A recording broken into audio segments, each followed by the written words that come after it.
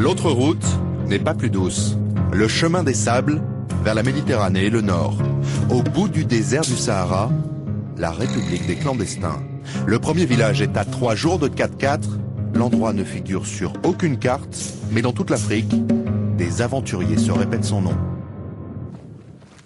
Bon, là maintenant, je vous amène du côté du ghetto camerounais. On dit ghetto ici. Ouais, du ghetto, ouais, justement c'est le ghetto. Parce que c'est un lieu. Pardon? C'est comme un ghetto? Oui, c'est un ghetto, pas comme un ghetto, c'est un ghetto.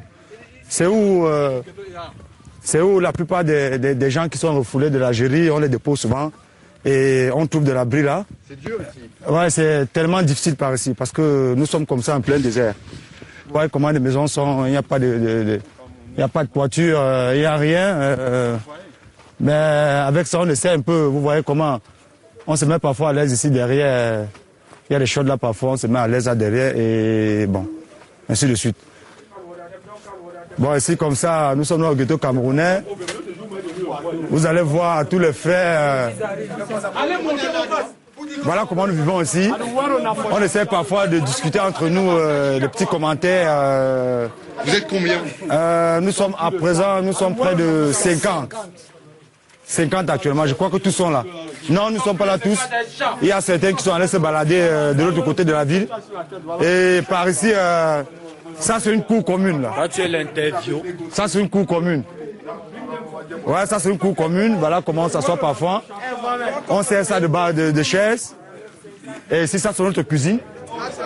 Où nous faisons le manger. Vous allez voir le manger qui est déjà presque prêt. Voilà la marmite qui est au feu. Voilà comment on essaie un peu de vivre en quelque sorte. Donc par ici aussi, ça c'est notre cuisine. Donc ça c'est une cuisine secondaire. Il y a même une marmite qui est au feu là. Il y a une marmite qui est au feu, tout ça. Voilà. Et vous voyez, voilà les matelas sur lesquels on se couche souvent. Vous les voyez. Le bois, parfois on va le chercher après de 3 km. On a des haches avec lesquelles on les fend pour essayer de faire du feu. C'est quoi la vie ici? En quelque sorte, je dirais la vie ici, c'est comme une pénitence. Plus qu'une pénitence. C'est plus qu'une pénitence en quelque sorte. Parce que c'est plus dur ici que l'enfer. Par ici, c'est le Pentagone. Voilà. Le Pentagone, c'est le lieu où on garde nos armes. Parce que parfois ici, on a des affrontements. Entre nous, bon, peut-être quand il y a une communauté, on dit qu'il n'y a pas une petite entente, on a parfois des affrontements. Bon voilà, voici d'où on garde nos armes du Pentagone. Ouais. C'est un endroit où nous gardons parfois les bâtons, les armes blanches. Voilà, maintenant, ça c'est le chef du Pentagone, ça. Frère, vous avez bien le filmé, c'est le chef du Pentagone. Et ça veut dire quoi? Le chef de sécurité du ghetto. C'est organisé? C'est organisé, très bien organisé. Nous avons le président qui est là, je vais vous le présenter tout à l'heure. Voilà, il est derrière vous là. Le président en personne. Ouais. On a aussi des policiers, parce que ici, c'est toute une organisation. Voilà, maintenant, ici, ça c'est la chambre du président, où il se couche souvent. Parce que vous savez, la présidence chez nous, c'est comme... c'est un royaume, il y a un président. Voilà, ça c'est son bunker, on appelle ça généralement le bunker. Le bunker du président. Vous savez, c'est un lieu sacré. C'est pas n'importe qui vient ici. C'est quand peut-être il a besoin de quelqu'un, il le sollicite, il vient, il essaie de s'asseoir, il se concerte.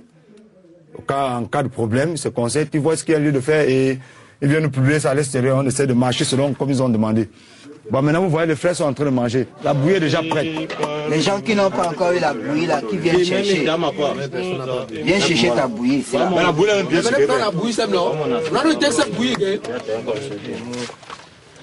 Toi, tu ne prends pas le fait. You know the take out.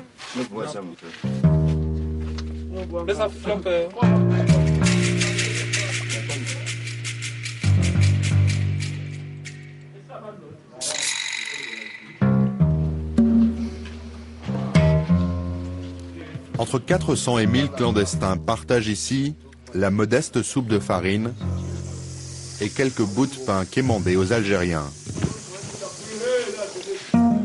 Les plus anciens sont là depuis 6 mois, refoulés dans ce no man's land par les autorités algériennes. Ils attendent le coup d'après, pouvoir repartir vers l'Europe. Routard de l'immigration, ces hommes peuvent cumuler des années d'errance, comme perdus, abandonnés dans ce désert sans fin.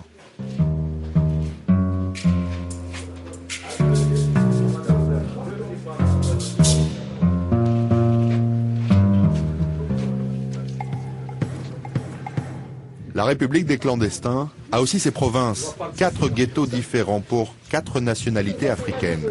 Tous les Africains trouvés en Algérie sont renvoyés ici, qu'importe leur état, d'où ils viennent et où ils vont, ce sera le désert.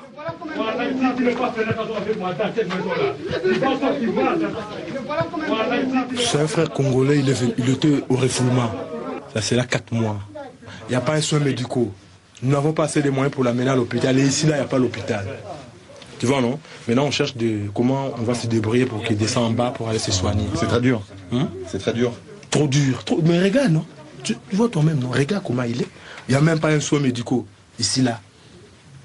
Vous en voulez à qui? À l'Union européenne, qu'il fasse des moyens, qu'il finance des moyens en Algérie. S'il trappe les camarades, si tu es malien, on va te rapatrier au Mali. Si tu es congolais, on va te rapatrier au Congo. Ça sera mieux que de nous rapatrier en plein désert. On n'a rien à manger, on n'a rien sur nous, on ne travaille pas, on est là. Il n'y a pas de médicaments? Il n'y a pas de médicaments. Mais regarde, il est là, non? Ça fait beaucoup de jours, on n'a pas de médicaments. Si Dieu ne porte pas chance, on peut perdre notre frère à cause de rien. Tu vois, non?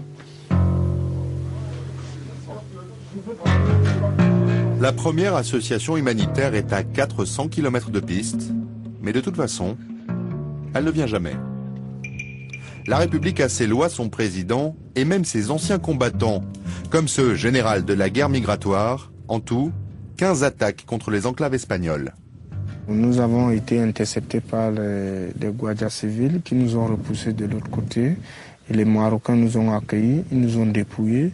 Bon, pendant ce temps, on a voulu un peu résister un peu. Non, ils ont donc utilisé la méthode la plus forte. Donc, nous tabasser et ceux qui résistaient parmi nous, on les cassait des bras avec des fusils à pompe. Donc, toi, tu es blessé? Oui, je suis énormément blessé. Où j'ai reçu 2 coups de balle 9 mm au niveau du pied. Et l'autre ici. Des balles réelles? Des balles réelles. Et l'autre aussi, où j'ai un fer qui est adapté ici. Donc j'étais obligé de faire une opération. On a extrait la balle, on a la veine qui était touchée, on a mis le fer. Parmi nous, il y a eu plus de 10 morts. Tu vas y retourner?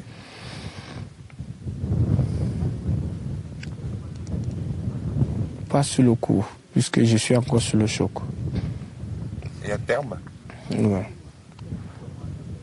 Un jour? Un jour, j'ai y compté retourner.